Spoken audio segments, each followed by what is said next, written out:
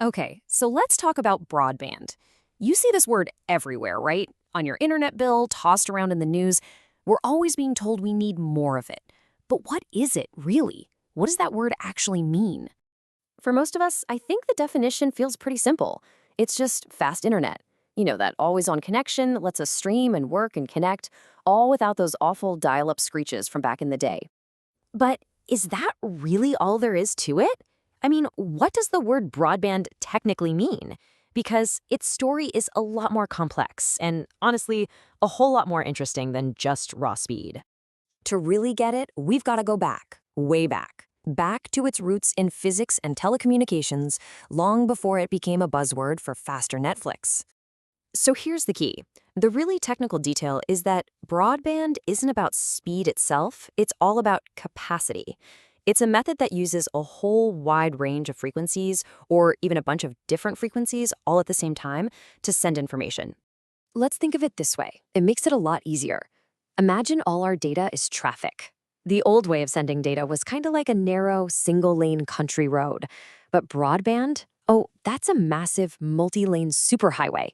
And this just nails the difference. Over on the left, you've got narrowband. That's our little country road. It can only handle one thing at a time, like one single voice call. But on the right, you've got broadband. That's the superway. It has all these different lanes or channels that can carry tons of traffic at the same time. You got your video call in one lane, a 4K movie in another, online gaming in a third, and there's no traffic jam. Everything just flows. So, what was the big push to build this digital superhighway? Well, the simple answer is that the world changed, and our need to communicate just completely exploded. The old telephone network, it was designed for one thing, and one thing only: connecting two people for a voice call. It was a simple point-to-point system. But what happens when you need way more than just voice? Modern life demanded multimedia, connections between tons of points at once, and the power to handle all sorts of different data. And what are these modern services? Well, they're everything we basically take for granted now. Video conferencing with people all over the globe, streaming movies in 4K, competing in real-time online games. All of that would be totally impossible on that old country road. And this leads to a really crucial idea. Instead of building totally separate networks for voice and for data and for TV, the big goal was to create one single unified network.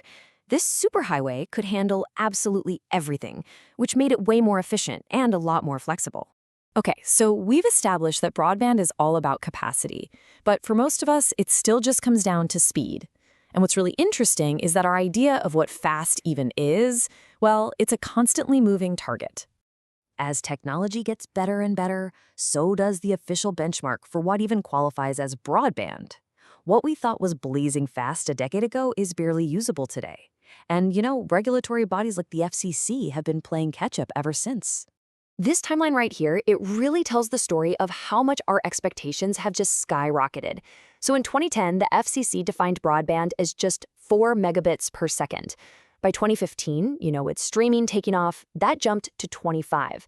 And in 2024, with all the remote work and 4K video, the bar was raised again to 100 megabits per second. It's a pretty clear sign of our ever-growing digital appetite. So we've seen how our definition of fast keeps changing. But what about actually getting that speed? This incredible capacity we've been talking about, it isn't spread out evenly across the globe. Not even close. The hard reality is that the physical stuff that carries our data, the fiber-optic cables, the cell towers, it's incredibly concentrated. The digital divide isn't just about who can get online. It's about the fundamental capacity of the network in different parts of the world. Now, take a look at this chart. It's based on 2014 data, but it paints a really stark picture.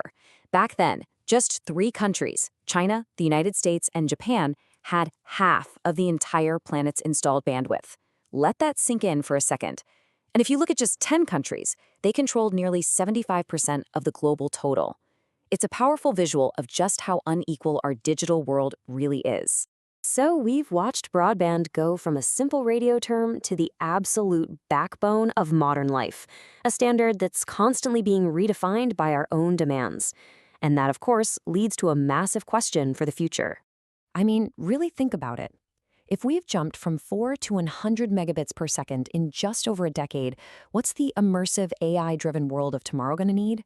The only thing we know for sure is that this digital superhighway, it's going to have to keep getting wider.